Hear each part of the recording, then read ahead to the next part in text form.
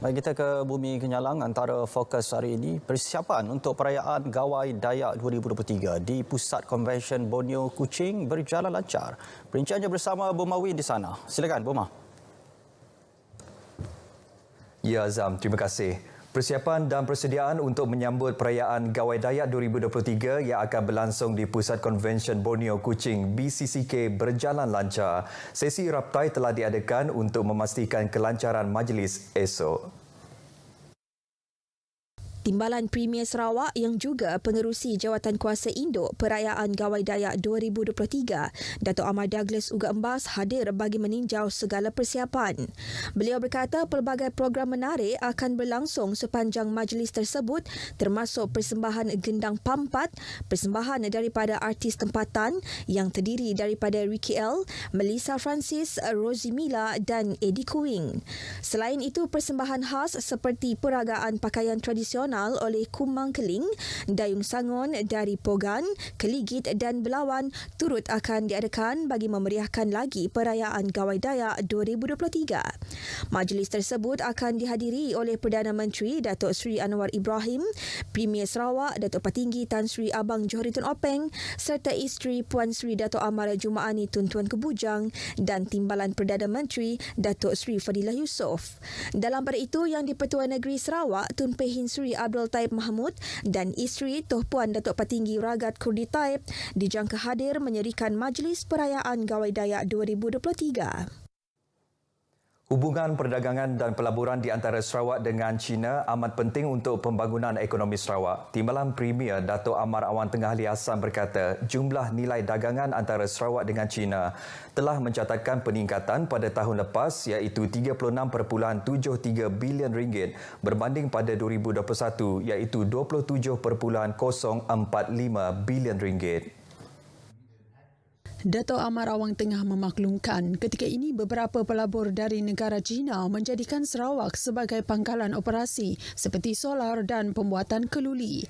Dalam kenyataan medianya, beliau memberitahu Sarawak juga telah mengeksport gas asli cecair, bahan kimia, hasil galian dan minyak masak yang boleh dimakan dengan nilai 24.6 bilion ringgit pada 2022 manakala 18.6 bilion ringgit pada 2021. Dalam pada itu, Dato' Amar Awang Tengah berkata, Sarawak juga telah mengimport bahan seperti bahan api mineral, bahan pelincir dengan kira-kira anggaran berjumlah 8.4 bilion ringgit pada 2021 dan meningkat pada tahun lepas iaitu 11.74 bilion ringgit. Beliau memberitahu perkara tersebut semasa melancarkan program kementeriannya iaitu program Mintrade Connect di Guangzhou, China. Semasa program tersebut yang julung kalinya dilancarkan di Guangzhou, Dato' Amar Awang Tengah turut menyaksikan satu memorandum perjanjian serta 5 memorandum persefahaman di antara Sarawak dengan beberapa syarikat China, antaranya dalam bidang pendidikan, aplikasi digital dan pelancongan. Baik saudara, Sarawak menghantar 3 atlet untuk mewakili Malaysia pada Kejohanan Sukan Olimpik Istimewa Dunia Berlin 2023 yang bermula pada 18 hingga 25 Jun depan. 3 atlet berkenaan ialah Muhammad Zul Adli Majeni yang akan mengambil bahagian dalam sukan 10 pin bowling, Agnes Tiong Hui Sing untuk acara pingpong dan Shina Un Zin Ying untuk acara renang. Menteri Pembangunan Wanita, Kanak-kanak dan Kesejahteraan Komuniti Sarawak, Datuk Seri Fatimah Abdullah memberitahu atlet-atlet tersebut dijadualkan berlepas dari Kuala Lumpur ke Berlin bersama 36 atlet Malaysia yang lain pada 12 Jun ini. Beliau berkata Malaysia menyasarkan 3 emas, 1 perak dan 1 gangsa untuk kontingen Malaysia. Datuk Seri Fatimah menjelaskan atlet Sarawak pula disasarkan menyumbang 1 emas, 1 perak dan 1 gangsa daripada jumlah sasaran tersebut. Beliau berkata demikian dalam sidang media Kejohanan Sukan Olimpik Istimewa Dunia Berlin 2023 dan Tamasya Sukan Para ASEAN Kemboja. Dalam pada itu, atlet Sarawak yang mewakili Malaysia dalam Tamasya Sukan Para ASEAN Kemboja setakat ini telah menyumbang sebanyak 5 emas, 5 perak dan 3 gangsa dari keseluruhan pungutan pingat Malaysia iaitu 23 emas, 17 perak dan 13 gangsa.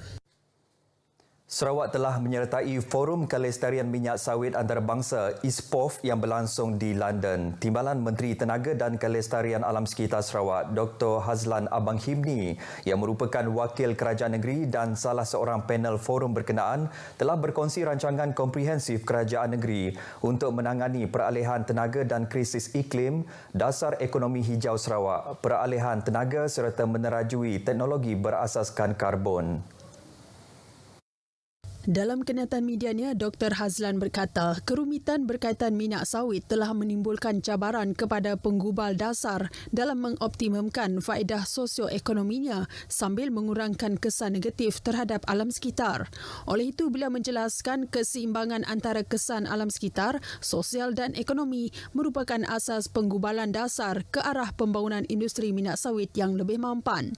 Dr. Hazlan memaklumkan Timbalan Perdana Menteri yang juga Menteri Peladangan dan Komuniti, Datuk Seri Fadilah Yusof telah menyampaikan ucap tamanya semasa ISPOF mengenai perdagangan mampan dan amalan perniagaan bertanggungjawab dalam era global baharu. Baik, Ahli Parlimen Puncak Borneo, Datuk Willy Mongin meluluskan dana sebanyak RM30,000 kepada Jawatan Kuasa Kemajuan dan Keselamatan Kampung JKKK Kampung Simboh. Beliau memberitahu daripada jumlah tersebut sejumlah RM10,000 akan diberi dalam bentuk pemberian terus untuk kegunaan aktiviti JKKK Kampung Simboh. Menurut Datuk Willy, sejumlah RM20,000 lagi akan digunakan untuk membaik pulih padang bola sepak di bawah projek Mesra Rakyat. Beliau memberitahu dengan adanya dana itu, JKKK Kampung Simboh dapat menggunakannya untuk memenuhi keperluan mendesak dalam kampung tersebut.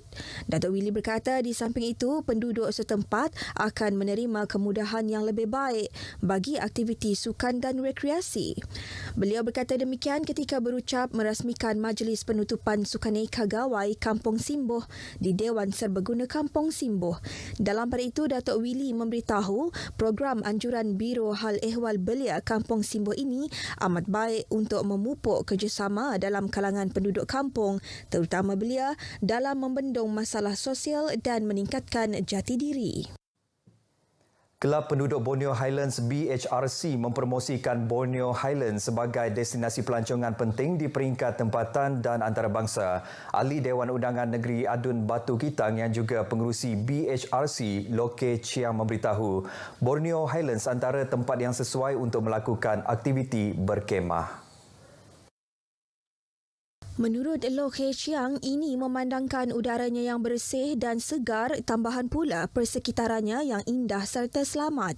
Oleh itu, beliau yakin pelancong dapat menikmati pemandangan yang mengagumkan dan mengeksplorasi kepelbagaian flora dan fauna yang terdapat di sekitar kawasan tersebut. Loh Hei Chiang berkata demikian semasa meraikan sambutan ulang tahun pertama BHRC di Borneo Highland Resort Clubhouse.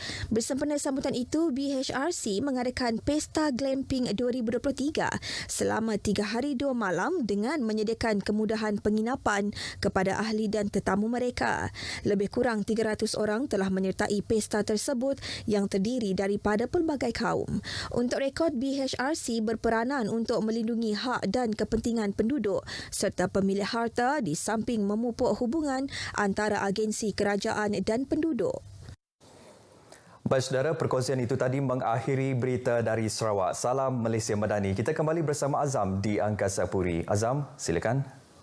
Baik, terima kasih Buma membawakan perkembangan dari Sarawak.